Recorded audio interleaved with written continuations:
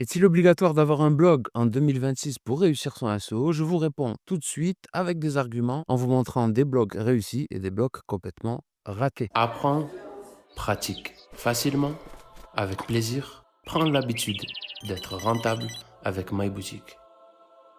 Bon alors bien évidemment, hein, en SEO et partout, rien n'est obligatoire, vous faites comme vous voulez, mais est-ce que ça va être une bonne chose pour le SEO d'avoir une partie blog? Oui, et pour moi, à mon humble avis, je l'applique à mes clients aussi, c'est pour moi obligatoire. Pourquoi? Parce que créer du contenu, imaginez que cela, toutes ces feuilles-là, ce sont différents contenus. Par exemple, cette personne-là, elle va être attirée par cette feuille. Cette personne-là par cette feuille. Celle-ci par la bouteille, etc., etc. Avoir un blog, c'est multiplier les portes d'entrée vers votre potentielle boutique en ligne et donc vous montrer aussi, enfin plutôt vous couvrez tout le sujet sur lequel votre site internet est installé, donc votre thématique. Là, par exemple, si j'étais un voyageur, on voit typiquement que j'ai beaucoup voyagé et que je fais un retour d'expérience au travers de mes différents écrits et les gens sont plutôt intéressés. Donc, on va prouver comme ça aux internautes qu'on est expert sur notre sujet, mais aussi pour les IA d'OpenAI et les autres de Google, Gemini et autres IA, qu'on est expert, qu'on connaît notre sujet en traitant de micro-problématiques de notre audience potentielle. Ça peut être typiquement sur des sujets, imaginons qu'on commercialise de l'huile d'argan. Est-ce que l'huile d'argan est bon pour les cheveux? Comment utiliser l'huile d'argan? Est-ce que l'huile d'argan est bon pour la peau? Et cetera, et cetera. On va couvrir tout le sujet qui concerne notre, thématique. Alors pourquoi est-ce qu'on ne va pas faire des pages et on va faire des articles de blog? Techniquement déjà sur les sites internet, c'est beaucoup plus simple. On va pouvoir installer sur les articles de blog bon, on peut le faire aussi sur des pages, mais techniquement, c'est beaucoup plus rapide de mettre en place sur, des articles de blog. On va pouvoir mettre un sommaire, tout en bas des pages, on va pouvoir mettre aussi un espace notation, partager l'article, mais aussi un espace commentaire et une box auteur. Aussi, techniquement, c'est beaucoup mieux de présenter une box auteur comme ça, avec un lien vers les réseaux sociaux, et aussi pour montrer à Google qu'on rédige sur notre sujet. Et enfin, on peut aussi renvoyer vers d'autres articles comme ça. Bon, techniquement, tout est possible, bien sûr, sur Internet, aussi avec l'IA actuellement. Et ça sera d'autant plus vrai, plus tard. Mais c'est beaucoup plus rapide comme ça quand on est débutant, quand on est amateur, quand on est professionnel, mais qu'on débute, qu'on n'a pas forcément un profil technique, de faire des articles de blog. Il y a aussi le truc de mettre une image tout en haut de nos articles comme ça et quand on va aller sur la partie blog, bon ça typiquement, hein, c'est mon site internet, c'est myboutique.com. Vous voyez qu'on peut présenter les articles comme ça. C'est plutôt pratique avec les pages, c'est un peu plus compliqué, techniquement. Ce que je conseille de ne pas faire, typiquement, je vais vous ai montré là un article de blog qui est assez médiocre dans sa présentation. C'est le mien, hein, j'ai pas honte de le dire. Faut que concrètement je revoie tout ça. Vous voyez, par exemple, cette barre-là, faut que je permette de la supprimer, hein, parce que je trouve ça un peu lourd. Moi, le site, ça fait très longtemps que je m'en occupe pas. Vous voyez, hein, on va être en 2026 là et depuis 2024, j'ai pas mis à jour ce post. Mais ce qu'il faut pas faire, par exemple, c'est mettre la date ici. Pourquoi il ne faut pas mettre la date ici? Parce que ça, c'était un peu à l'ancienne, où c'est qu'on mettait, une date ici. En plus, si vous n'avez pas une grosse productivité en termes de contenu, ça va se voir sur votre site.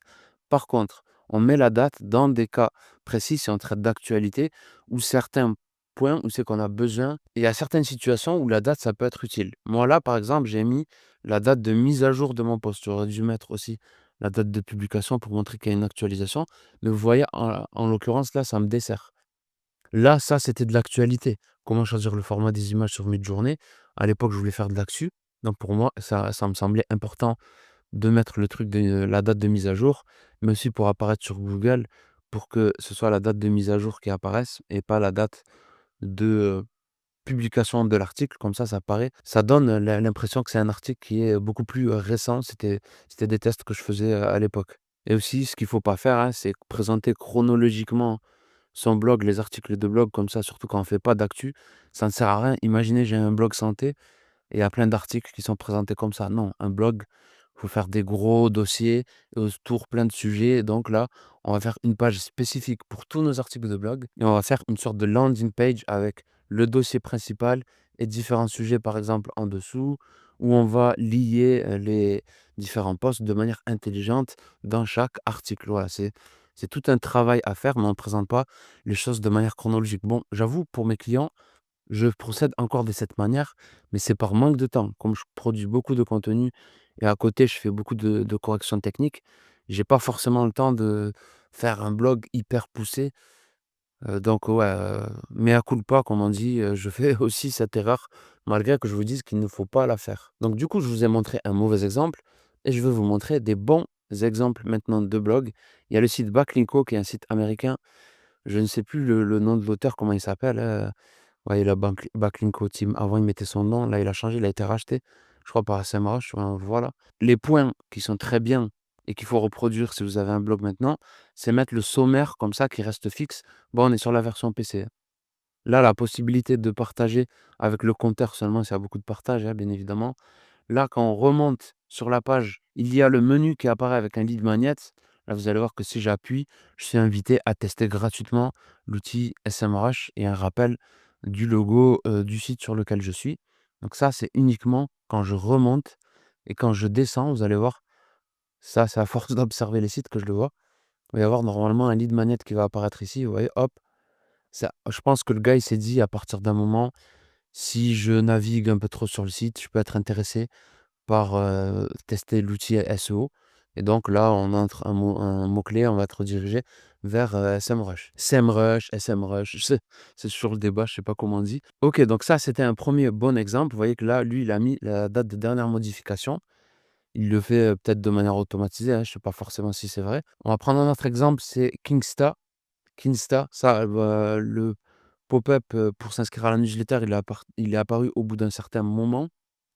On a le sommaire sur le côté qui est assez bref, hein, pour ce contenu-là.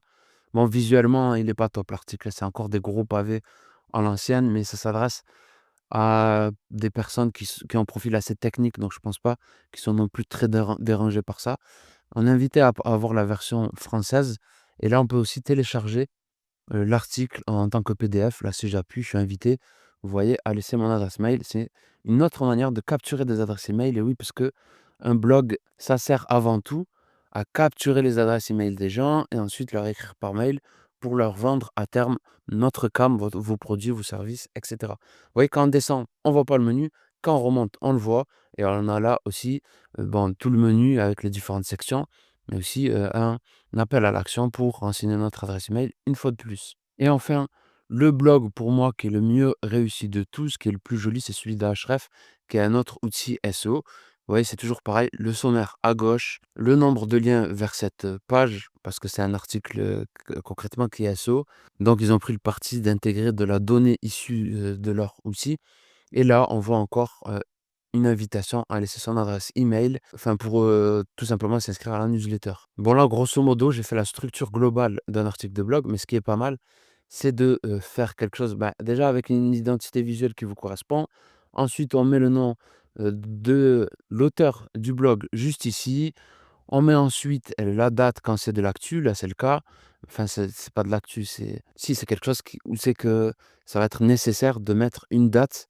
Là, il y a le temps de lecture, on aurait pu aussi mettre une barre de défilement pour voir si l'article de blog est encore long et là, il y a une grosse alternance. Bon, il y a une petite intro avec une intro en gros pour la première phrase la plus importante et ensuite on enchaîne directement avec le contenu. Vous voyez qu'il y a une grosse alternance entre les titres, les, petits éléments en gras, le texte et avec des captures. Vous voyez que c'est pas des pavés imbuvables comme le fait, Kinsta ici, qui reste un très bon blog, hein, bien évidemment. Mais, Ahref pour moi est au-dessus. Vous voyez que ça enchaîne avec de la vidéo, du lien, de l'image, de la capture, des tableaux. C'est vraiment au niveau technique, quelque chose qui est assez abouti, qui est assez, poussé. Donc est-ce qu'en 2026, il faut faire un blog? Pour moi, c'est obligatoire. Ça va permettre de capturer des emails, d'envoyer les gens ensuite enfin de leur envoyer, des newsletters et des mails automatisés pour leur vendre quelque chose ou pour leur rappeler que vous existez et renvoyer vers vos réseaux sociaux et cetera. En fait, maintenir un contact avec eux et leur vendre, ce que vous avez à vendre tout simplement. Ça va aussi vous aider à pousser, votre site vers les IA et vers Google, étant donné que vous allez avoir du trafic potentiellement qui vient de votre newsletter. Donc ça, c'est un bon signal et donc vous allez nourrir tout votre écosystème. C'est plutôt excellent. Je vous invite à vous abonner à cette chaîne YouTube. Je ne l'ai pas dit en début de vidéo. Si ça n'est pas encore fait, si vous êtes intéressé par, les sujets pour gagner en visibilité sur votre site internet et comment créer du contenu, j'essaie de faire plusieurs vidéos par semaine. Là, j'ai réussi à en faire 3 la semaine passée. Là, je suis à la première en début de semaine, donc n'hésitez pas à me donner de la force en likant cette vidéo et en laissant un petit commentaire, ça fait toujours du bien. Faites un blog dès maintenant, créez du contenu et inscrivez-vous à ma formation gratuite «J'apprends le SEO» qui vous montre concrètement comment créer plusieurs articles de blog par semaine gratuitement.